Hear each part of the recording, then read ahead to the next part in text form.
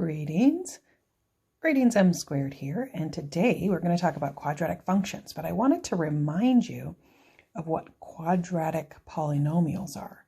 So they always have a degree of 2, which means a squared. So when you look over here, you remember what a quadratic monomial is. It's one term. It can have a coefficient, that's the 6, but it always has to have an x squared. Quadratic always has to have an x squared. I know it's a little confusing because you think of the word quad and you think 4, but quadratic is squared. Quartic is to the 4th power, which we aren't going to do in this lesson. Okay, then you have a quadratic binomial, and a quadratic binomial has 2 terms. That's the binomial. So we have a 3x squared as our leading term, and then a negative 5x, which is our linear term. So a quadratic binomial has 2 terms. You could also exchange that 5x for just a constant, like a 3 or a 7 or something. It would still be a quadratic binomial if you have the x squared. And then we have a quadratic trinomial. And that has 3 terms, but again, you'll see that there's an x squared in all of them. So when you look at quadratic polynomials, they always are going to have an x squared. Now today I want to talk about quadratic functions. And so I have a few kids here today that are going to help me, but we're going to get into what do you notice about all of these? What is the same? So can anyone out there help me by noticing what's the same in all these functions? Anybody? Bethany, are you paying attention? Pick me, I see something. Okay, Bethany, thank you for paying attention now. You may speak. Thanks. They all have y's, just one in every single equation. Thank you, Bethany, for that answer. That is true. Every single one of these functions have y's. And remember that y is also f of x, so you might see it that way too. It could have an f of x. Does anyone else notice anything? Yes, Frederick, go ahead. Yeah, they all have equal signs. Thank you, Frederick. Yes, each of these equations or functions does have an equal sign. Very good. Okay, does anyone notice anything else? Anyone? Hi, M squared. I do notice something else. Oh, you look good today. What'd you do with your hair? Looks really great. Okay, anyway, what I noticed was that there's these adorable baby 2's right next to the x's. Aren't they so cute? Thank you, Gina, for noticing what you called baby 2's. Does anyone remember what we call a baby 2? I do remember. In mathematics, we do not call them baby 2's. When a 2 is tinier than a regular 2 and kind of to the right and above the variable, we call that number an exponent. In this case, when we have an x with an exponent of 2, we would say x squared. So it is reasonably safe to assume that in all quadratic equations, the x squared is present. To end this video, we are going to play a game called Name That Function. Now, these are the functions we've learned about, and then quadratic is the new one.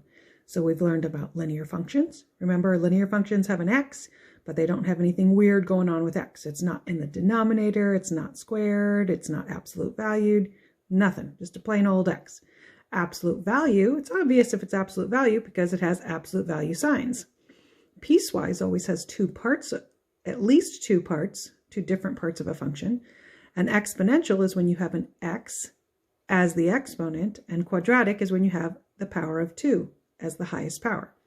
So, does anyone want to check and see if they could name all these functions? So you can pause your video right now and see if you can name them all.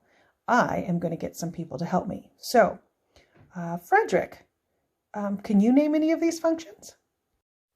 Yeah, I know about absolute value functions because I always look for those lines. So they have these 2 little lines and then they have x in the middle of the 2 little lines. So yeah, it's pretty easy to spot those. So I know that number 4 and number 8 are absolute value functions. Nice job, Frederick. Yes, absolute value functions are a little bit easy to spot because of those lines, and you are correct. Number 4 and number 8 are indeed absolute value functions.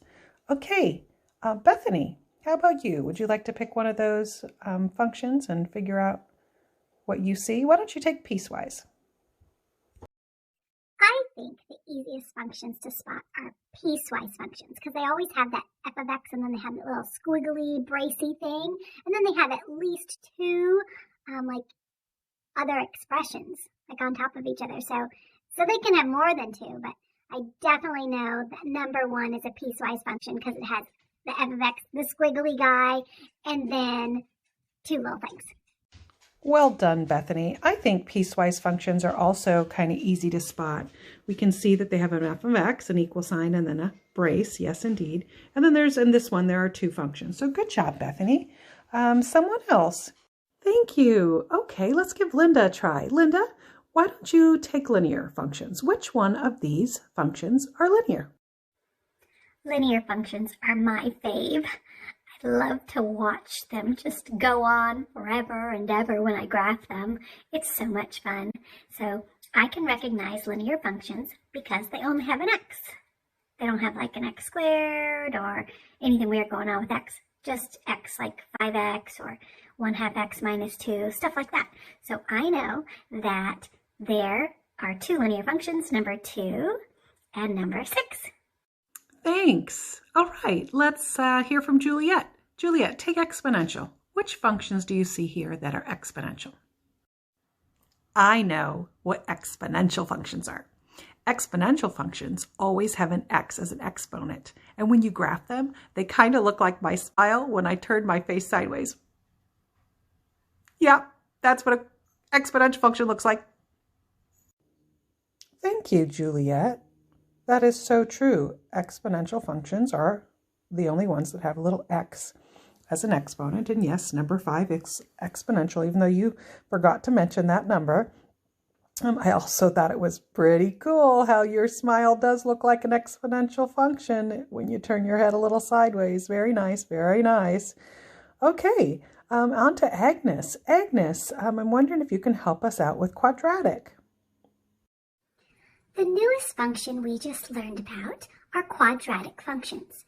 We can determine if a function is quadratic by looking at the highest degree. The highest degree in a quadratic function is a 2.